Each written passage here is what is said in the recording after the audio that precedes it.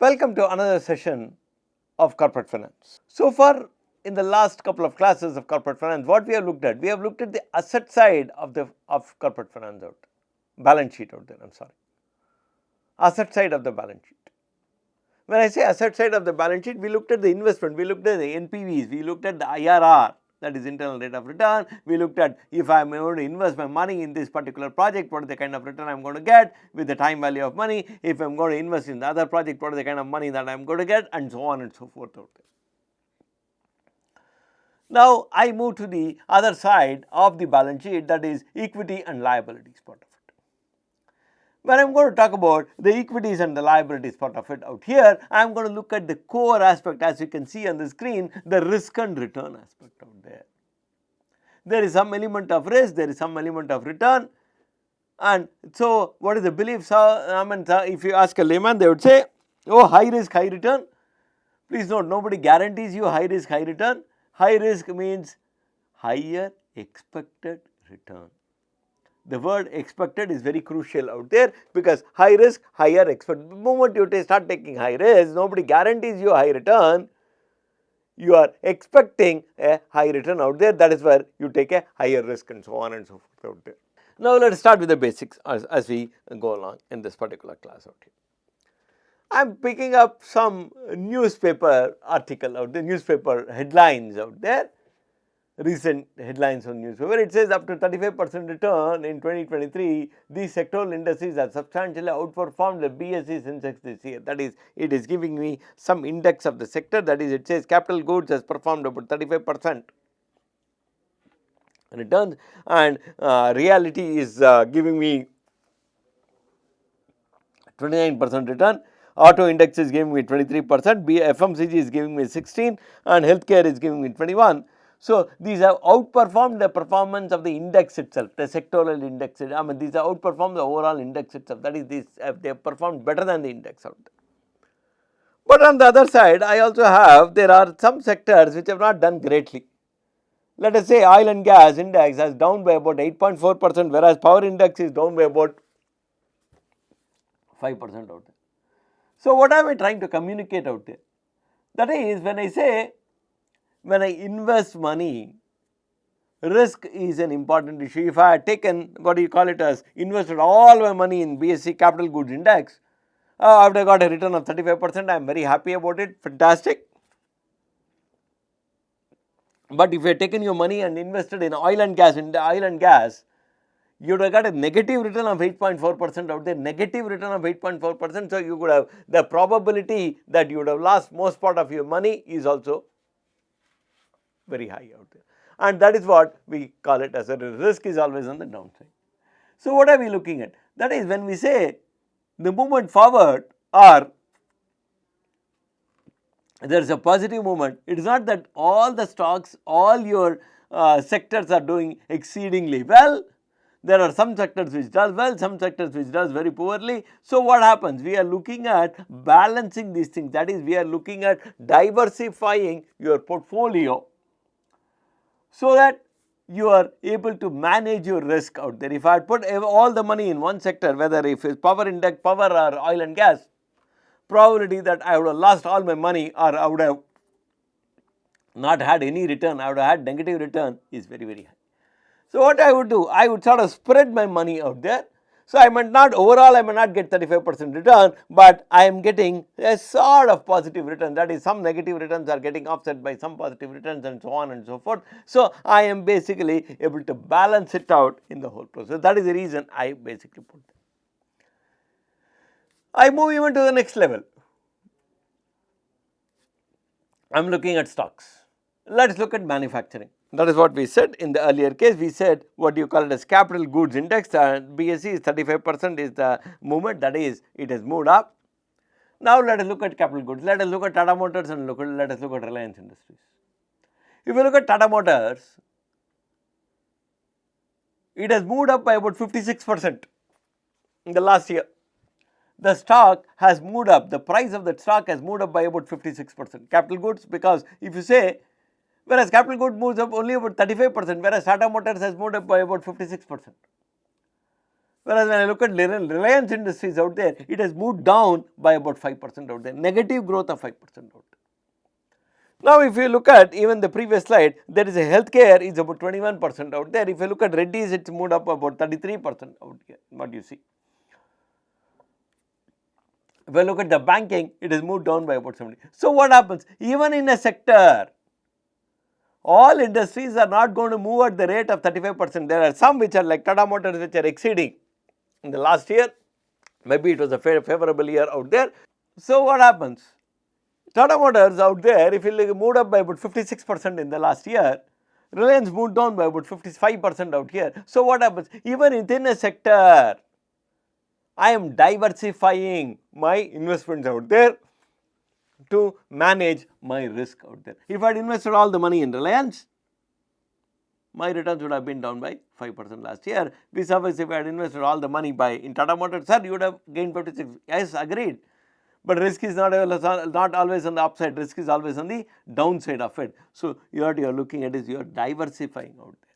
So, these are all I am talking about value stocks. So, what are we looking at? I am looking at, in this particular case, I am emphasizing on risk aspect.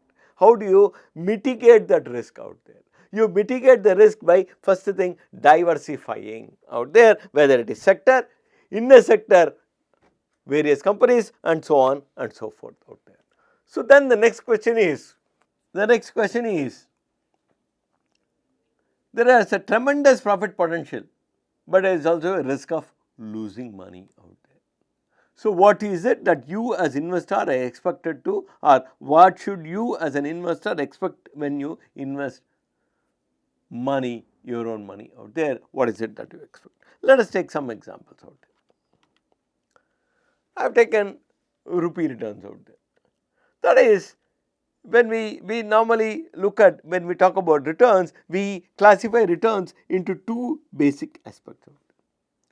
One, return in the form of dividends. I am talking about investment in equity. I am not talking about investment in debt at all. Debt means debt, of course, there could be a capital gain marginally. Let's keep that aside. We are talking about investments in predominantly equity. When you invest in equity, there can be two sources of return. One is the company declares a dividend. There's some money you earn. That's fantastic, right? Dividend.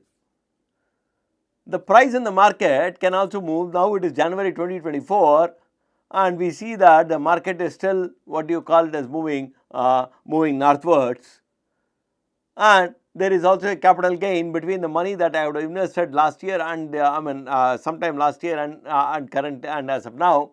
So, that difference is what we call it as capital gain. That is the value. I imagine I bought a share at about 150, the value of that share is about 300 as of now. So, 150 rupees I gain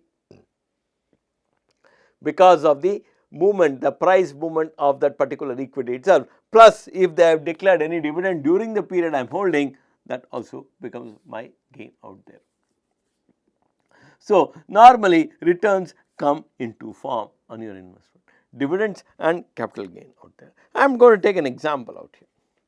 The example that I have taken out here is, supposing you are investing money, you are buying 100 shares of a particular company at $37 or 37 rupees at time 0, that is, let us say time today. You are holding it for a period out there, whatever is the period, 1 month or whatever it is, you are holding it for a particular period out there, and during that particular period the company gives you a dividend of 1.85 per share out there. So, you hold 100 shares, 100 into 1.85, $185 is the rupees is the dividends that you have earned by holding that particular share during the period. That is, you bought it at 37, the cash outflow is 3700, inflow is 185 as you can see on the screen, and then I move on, and then you decide to sell the shares out at the end of whatever the period out you are holding. The price of the share has moved up from $37 to 40.33 in the market. So, what happens?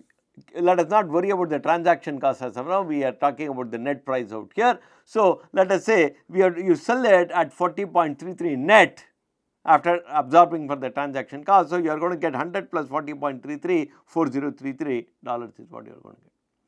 What is your outflow? Outflow is 3700. What is your gain? Gain is 4033, the amount I have got by selling the shares, plus 185 what you see on the screen, that is the dividend income, minus the 3700 is what we call it as the initial investment. If I say, supposing in this particular case, what is the capital gain? Capital gain is 4033 minus 3700 is the capital gain out there. That is what I have given out there, 40.33 minus 37 into 100, that is 37 the price you bought, 40.33 the price you basically sold. Supposing the price had gone down from 37, it had gone down to 34.78.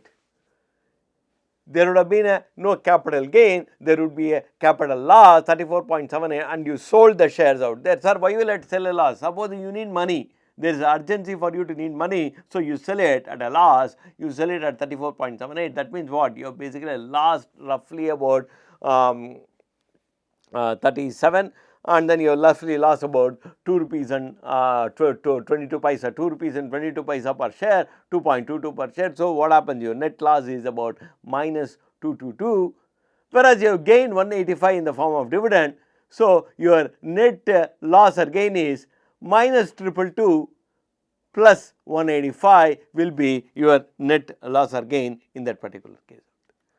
Let us say in this particular case out here, in this particular case, let us go back to the original case of 40.3 selling at 40.33, your total gain is 518, or I can just put it the other way around, that is 3700 plus 518 is basically what you have basically got, or I can say that 40.33 into 100 plus what do you call it as 185 is 42.18 is what you have got. Whereas if I had sold it at a loss, then what would have been my gain, my net loss? My net loss is 222 minus 185, minus 222 plus 185, 185 I have got it in the form of dividend, 222 is what I have lost, that is 22 plus 15, 32, 37, that is you have got your net gain is minus $37. Your net gain will be minus $37 in that particular case out there. Moving on. Supposing I don't sell the stock, I hold and hold it, I don't sell the stock at the year end, you can still consider capital gain as part of your return? That is the next question. Imagine in this earlier case, what happened? The capital gain is considered because you have sold the stock. In this case, I am not selling the stock, this capital gain be considered as part of your return out there. There are two ways of looking at it. One is for income tax purpose or tax purpose. The other is looking at the gain that you have. If you want to calculate only the gain that you have, yes, I will consider the capital gain also that has occurred during the holding period out there. I am not sold it, but I know what is it I am sitting on, what is the value of the shares that I am holding on to it. So there is naturally what happens, you are already considering the capital gain. Whereas you are not accounting for the capital gain, let me bring the role of accounting here. You are not accounting for the capital gain for a very simple reason. If you account for the capital gain, then what happens? You have earned a profit and the profit is not realized in this particular case. When profit is not realized, then you are not going to pay what is called as capital gain tax on it in the process. So, if for accounting purpose, from the point of view of accounting, from the point of view of income tax purpose, I do not consider capital gain until otherwise it is sold. Whereas, from an investor point of view, I need to know what is the value that it is worth or what is it worth. I will certainly look at the capital gain that I basically have got from that particular investment. Let us move on further. Returns are always expressed in the form of percentages out there, convenient basically percentage summarizers. Then now question is, how much return do we get on a rupee invested out there, on each rupee invested out there? What is the kind of return that you need to get? Short and simple answer, the return that you need to get or the return that you are expecting or the return you want to get will basically depend on your risk appetite, your ability to take the risk out. Now that will depend on, that is all I said, it will depend on, if I am prepared to take a very high risk and prepared to take make investment in very high risky stock out there, then my return could be could be completely negative, where I would have lost all the money, or could be significantly positive, it could be significantly high. That can also basically happen in the case that is I have taken a very high risk. I don't want to take very high risk. I want to just put my money in State Bank of India fixed deposit earning about 6.2% out there. Risk is low, return is only very minimal, and return is nearly assured in that case, particular case out there. So, the risk return relationship basically decides what is the kind of return that you need to get in this particular case. I am taking one more example out here, or the same example I am continuing. I buy the cash outflow for a stock at 37 rupees out there. I get a dividend of 1.85, perfectly alright. Ending market value is 40.33 at time t plus 1. My total inflow of cash that basically happens when I sell the stock is 1.85 plus 40.33, that is what we say 42.18 in this particular case. Whereas what is the yield out here? Yield, dividend yield. I did talk about it when I did the ratio analysis out there in financial accounting. If you go back to the lectures of financial accounting, I did talk about dividend yield in financial accounting. Dividend yield is nothing but whatever is your investment and what is the dividend that you are basically, I am looking at only the dividend. That is, I have invested about $37 or 37 rupees. I got a dividend of 1.85. So, what happens? Dividend at t plus 1 at the time 1.85 divided by the initial price at 37, and that is what is my dividend yield. My dividend yield is only 5% out. What is the return, total return in this particular case? Whereas capital gain, the capital gain yield is, yield, if I say in express in a percentage, the price at which I am selling 40.33, the price at which I bought 37 divided by the price at which I basically bought gives me what is called as the return on capital gain. So, the capital gain is 9%, my dividend is 5%, overall I have got a return, my total return will basically be about roughly 14% in this particular case. That is dividend yield plus capital gain yield out there, capital gain expressed in the form of a percentage. So, what is happening? I have got my 14% is the kind of return that I have got on my investment, both dividend and capital gain put together. 14% is the kind of return that I have got on my investment out there. So, moving further in this particular case out there, that is how basically, that is what we saw in the earlier slide. I am just putting the earlier slide. That is how we always express in the form of percentages and percentage returns in this particular case. I have taken an example. What is the return? That is, a company of coffee making by the cup fame began 2014 from at 74.54 per share. They paid dividends of $1 during 2014 and the stock price at the end of the year is 132.40. What is the return for the year? All these examples, let me tell you, I have picked up only from the prescribed textbook. Now, you can calculate that out. Here, let us try and see if we can calculate it. I am going to use mostly the Excel sheet to calculate all this. My initial price is about 75. I hope my screen is visible. My initial price is 75.54. That is what is given out here. My dividend is $1. My ending share price is 132. I want to know, first of all, what is my dividend yield? My dividend yield. Dividend is $1. I have got $1 divided by what is my investment? My investment, this is my investment. This is what we call it as my dividend yield. I have taken it, set it in percentage. So, what happens? This is what is my dividend yield. My dividend yield is 1.32% out. I look at my capital gain yield. My capital gain yield is very simple. The price at which I have sold minus the price at which I have bought divided by the price at which I have bought initially gives me what is my capital gain yield. My capital gain yield in this particular case, let me make it converted to what is called as a percentage out there. My capital gain yield is about 75%. So, what is my total return? My total return is dividend yield plus capital gain yield, that is about 76.32%, 76.60, because I have just, let me take the zeros out here. I have just taken the zero out there. Okay. So, what happens? It is 76.60% is my capital gain, or my total return. I am sorry, not my capital gain, my total return in this particular, for this kind of an investment that I have basically made out. It is a very simple thing. Now, I move on to the next problem out here.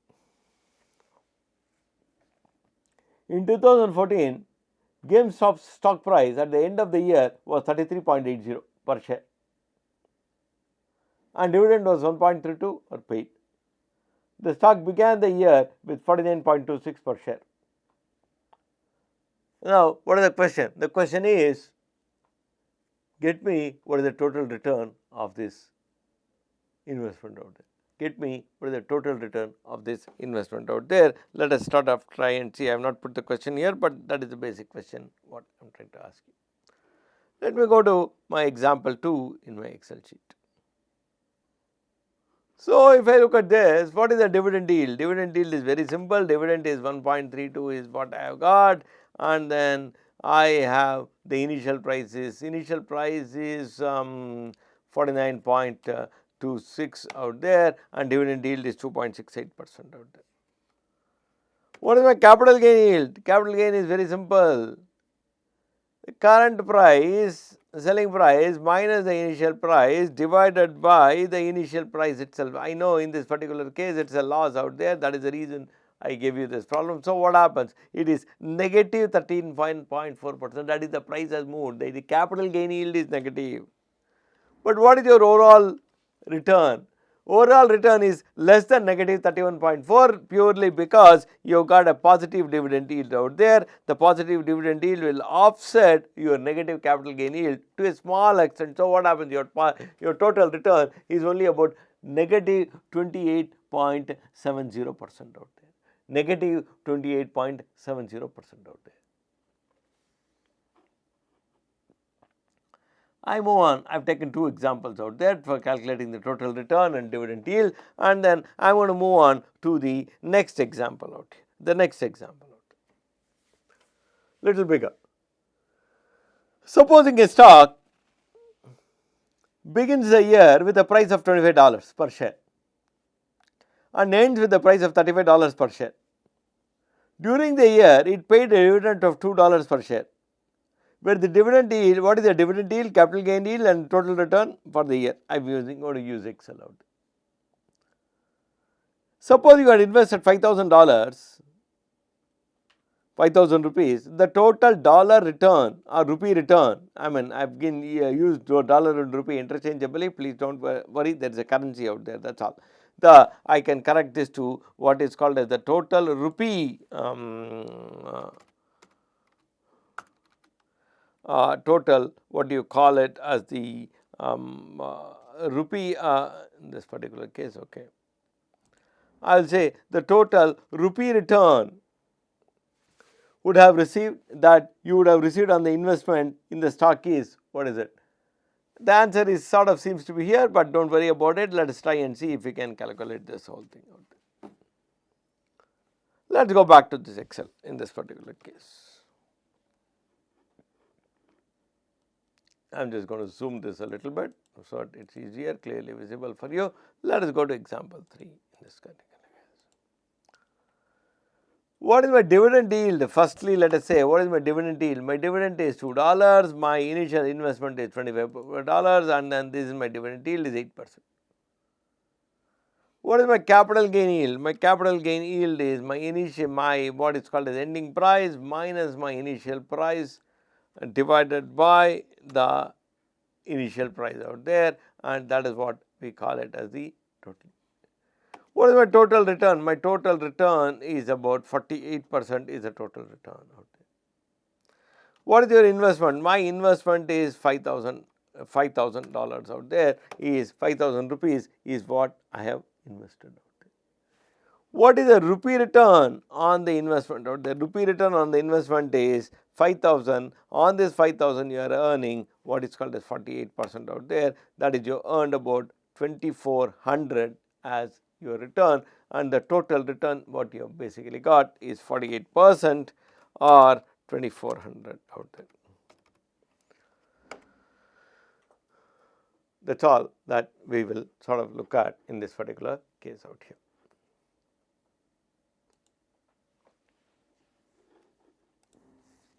I move on further from now. In this particular example, whatever we did so far, we did find out the return, that is clubbing the dividend return and the capital gain return, and find out the return. Return can be negative, that we saw. Return can be positive, we saw. Dividend return cannot be negative, so do not worry about that. Capital gain return can always be negative. Dividend return is not negative because they are not going to pull the money from you. So, dividend return can be 0 if they do not pay any dividend, or can be positive if they pay some dividend out there. So, that is what we talk, and then capital gain return out there. So far we looked at only the dividend return and capital gain return or the total return out there. We also said what is going to be your money that you are going to make if this is the kind of return, and what is the kind of money that you are going to make, and so on and so forth in this exam.